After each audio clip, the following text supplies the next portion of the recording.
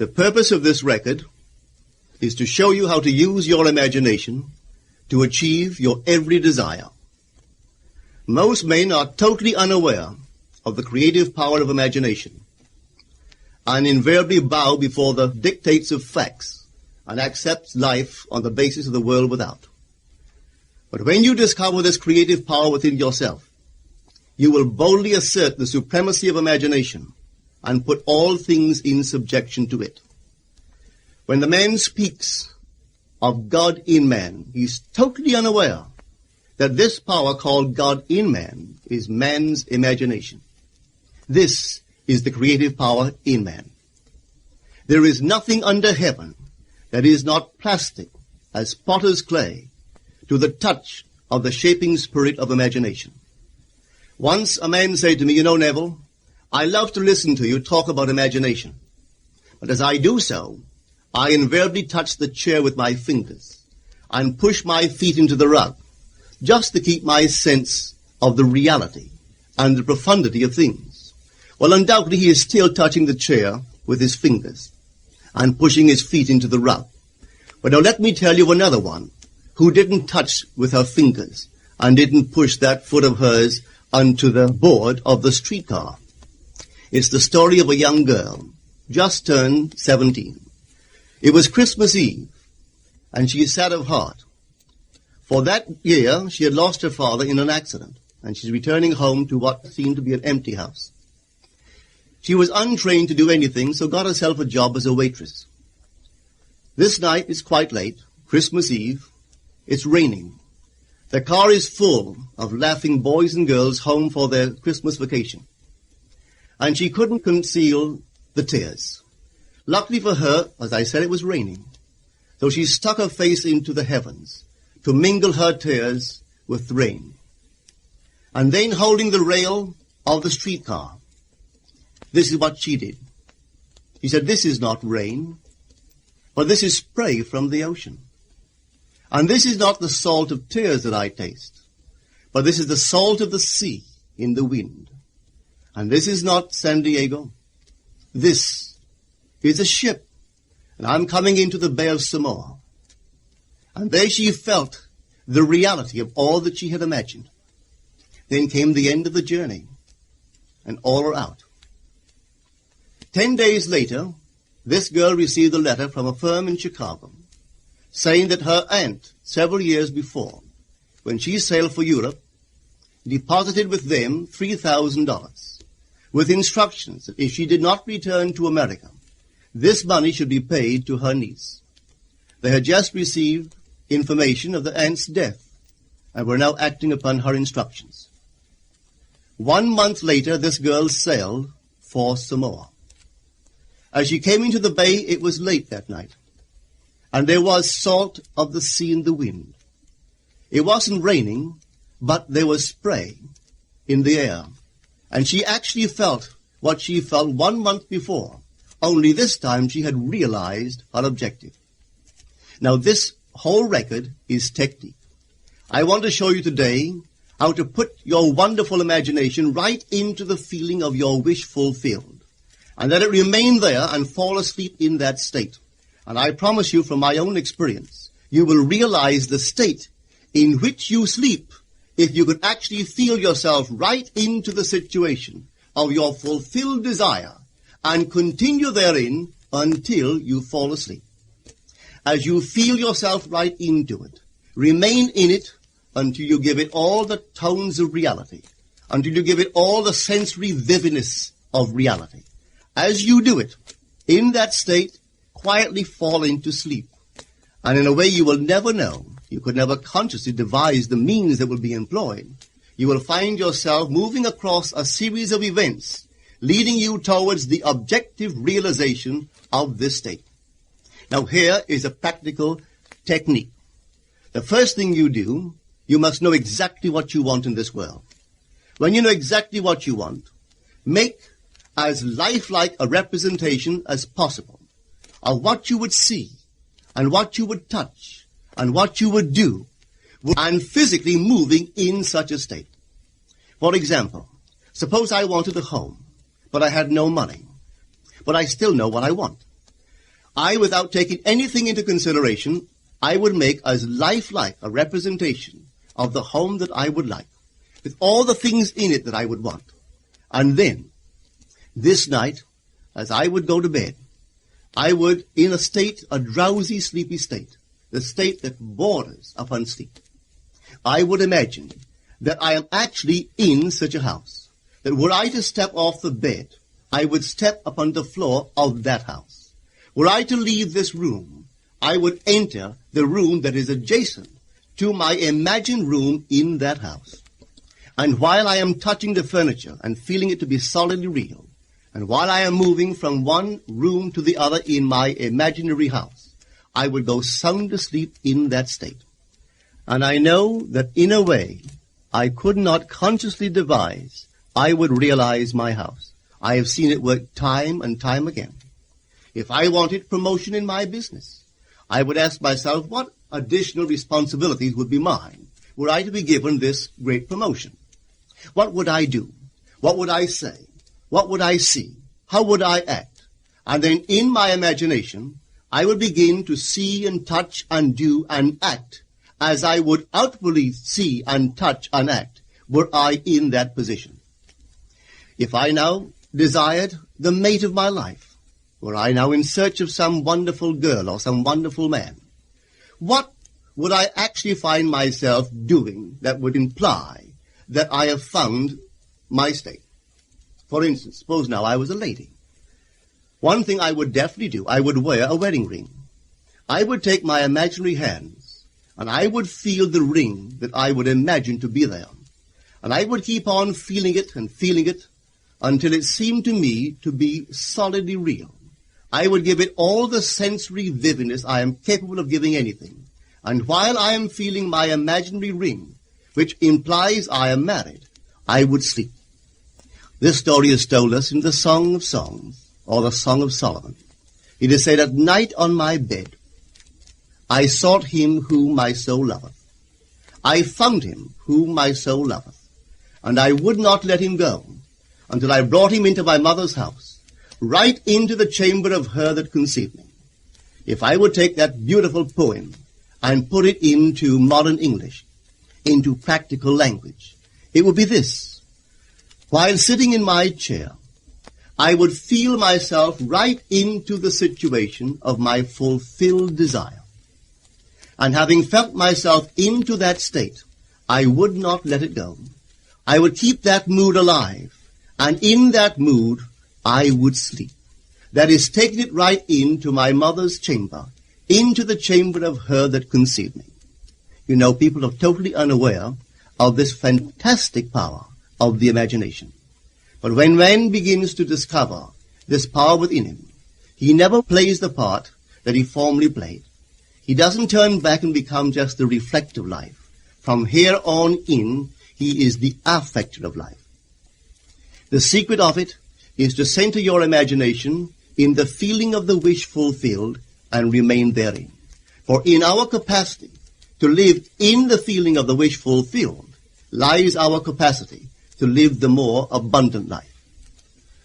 Most of us are afraid to imagine ourselves as important and noble individuals, secure in our contribution to the world, just because at the very moment that we start our assumption, reason and our senses deny the truth of our assumption. We seem to be in the grip of an unconscious urge, which makes us cling desperately to the world of familiar things and resist all that threatens to tear us away from our familiar and seemingly safe moorings. But I appeal to you to try it. If you try it, you will discover this great wisdom of the ancients, for they told it to us in their own strange, wonderful, symbolical form. But unfortunately, you and I misinterpreted their stories and took it for history when they intended it as instruction to simply achieve our every objective. You see, imagination puts us inwardly in touch with a world of states. These states are existent. They are present now.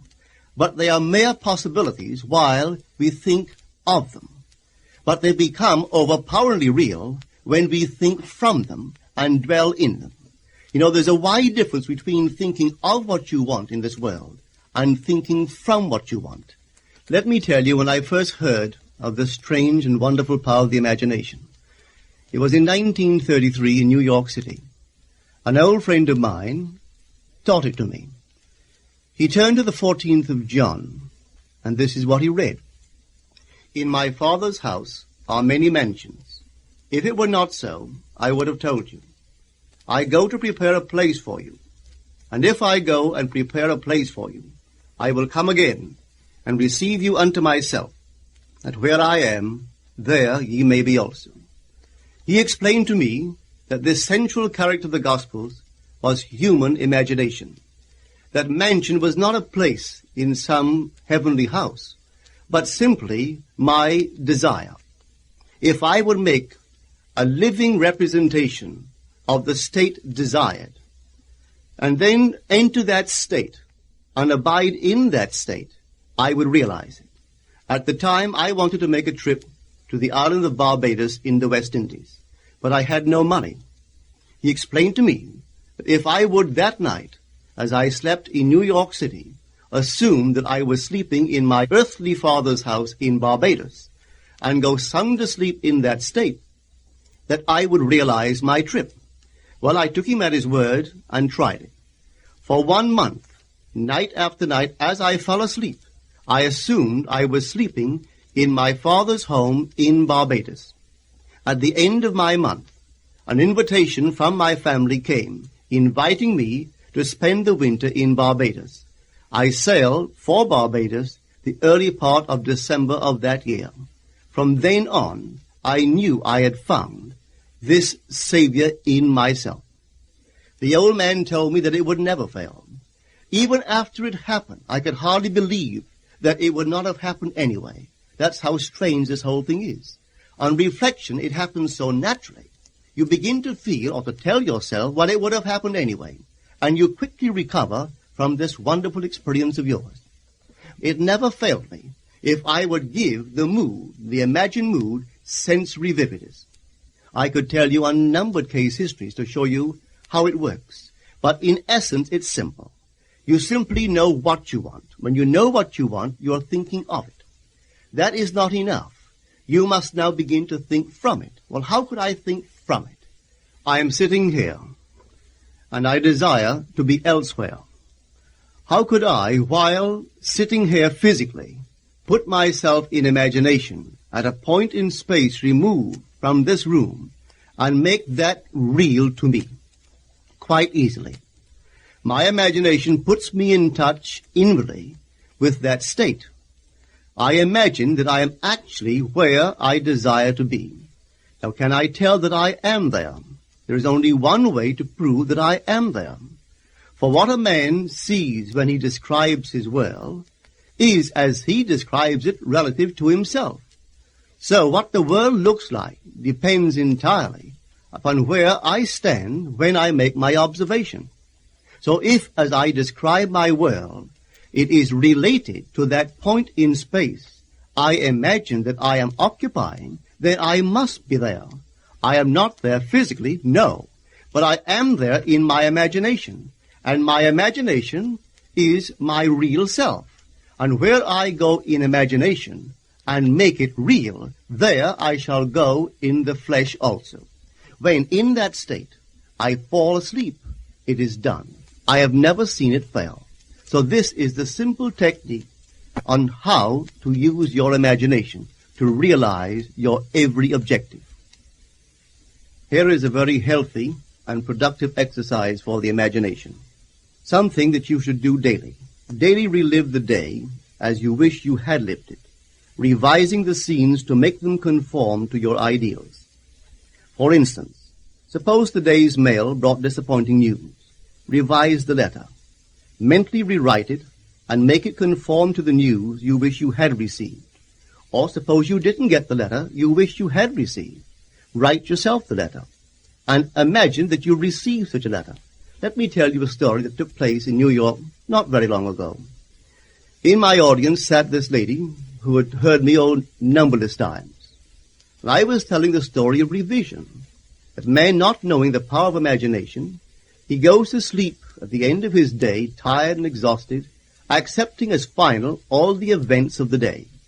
And I was trying to show that man should, at that moment, before he sleeps, he should rewrite the entire day and make it conform to the day he wished he had experienced. Here is the way a lady wisely used this law of revision. It appears that 2 years ago, she was ordered out of her daughter-in-law's home. For 2 years there was no correspondence. She had sent her grandson at least 24 presents in that interval, but not one was ever acknowledged. Having heard the story of revision, this is what she did. As she retired at night, she mentally constructed 2 letters. One she imagined coming from her grandson, and the other from her daughter-in-law. In these letters they expressed deep affection for, and wondered why she had not called to see them. This she did for 7 consecutive nights, holding in her imaginary hand the letter she imagined she had received, and reading these letters over and over until it aroused within her the satisfaction of having heard. Then she slept. On the 8th day, she received a letter from her daughter-in-law. On the inside there were 2 letters, one from her grandson and one from the daughter-in-law. They practically duplicated the imaginary letters that this grandmother had written to herself 8 days before. This art of revision can be used in any department of your life. Take the matter of health. Suppose you were ill. Bring before your mind's eye the image of a friend. Put upon that face an expression which implies that he or she sees in you that which you want the whole world to see. Just imagine he is saying to you that he has never seen you look better, and you reply, I have never felt better. Suppose your foot was injured. Then do this. Construct mentally a drama which implies that you are walking, that you're doing all the things that you would do if the foot was normal, and do it over and over and over until it takes on the tones of reality. Whenever you do in your imagination that which you would like to do in the outer world, that you will do in the outer world. The one requisite is to arouse your attention in a way and to such intensity that you become wholly absorbed in the revised action. You will experience an expansion and refinement of the senses by this imaginative exercise, and eventually achieve vision in the inner world. The abundant life promised us is ours to enjoy now, but not until we have the sense of the Creator as our imagination can we experience it. Persistent imagination, centered in the feeling of the wish fulfilled, is the secret of all successful operations. This alone is the means of fulfilling the intention. Every stage of man's progress is made by the conscious, voluntary exercise of the imagination. Then you will understand why all poets have stressed the importance of controlled, vivid imagination.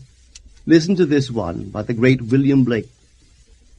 In your own bosom you bear your heaven and earth, and all you behold, though it appears without, it is within, in your imagination, of which this world of mortality is but a shadow. Try it, and you too will prove that your imagination is the Creator.